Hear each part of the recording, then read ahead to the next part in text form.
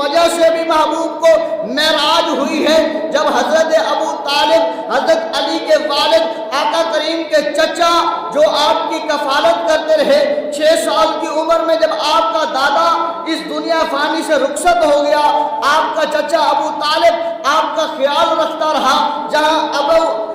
آقا کریم صلی اللہ علیہ وسلم آرام فرماتے وہاں سے آپ کو اٹھاتے اور دوسری چارپائی پر سلاتے اور اپنے بیٹے علی کو یا اپنے بیٹے عباس کو یا دیگر اور بیٹوں کو اٹھاتے وہاں سلا دیتے. پوچھا ابو طالب ایسا کیوں کرتے ہو؟ آپ فرماتے ہیں اس لیے تمہیں پتہ نہیں ہے کہ میرا بھتیجا محمد اس کائنات کا سردار ہے, میرا بھتیجا محمد اس کائنات کا والی ہے, تو لہذا مجھے خوف رہتا ہے, ڈر رہتا ہے کہ رات کو جب میرا بھتیجا اپنی چارپائی پہ آرام کرتا ہے کسی کو پتہ نہ چل جائے کہ اس چارپائی پہ میرا بھتیجا سویا ہوا ہے, میں اپنا بیٹا اس چارپائی پہ سلا دیتا ہوں. اگر کوئی کافر کوئی بدبخت میرے محبوب کو میرے بھتیجے کو محمد کو نقصان پہنچانا چاہے تو وہ اسے نہ پہنچا سکے بلکہ وہاں پر میرا بیٹا موجود ہو, میرے بیٹے کو جو ہے وہ نقصان پہنچے. فرمایا جاتا ہے جب حضرت ابو طالب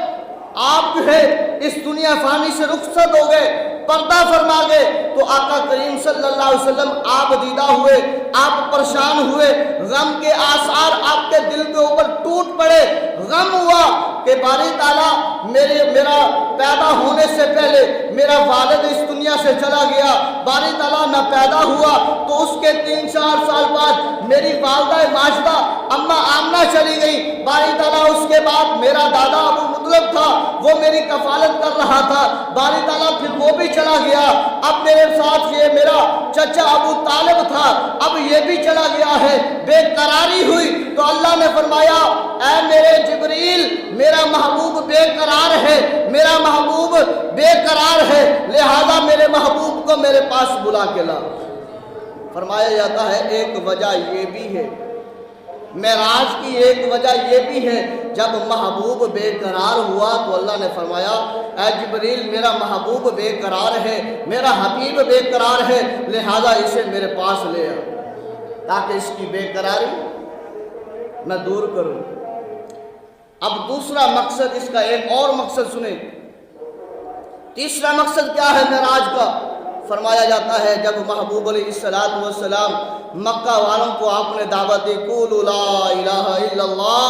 قولوا لا الہ الا اللہ, جو آپ کو 40 سال تک صادق بھی مانتے ہیں, امین بھی مانتے ہیں, سب سے بڑا سچا بھی مانتے ہیں, سب سے بڑا امانت دار بھی مانتے ہیں, سب سے بڑا دیانت دار بھی مانتے ہیں, سب سے بڑے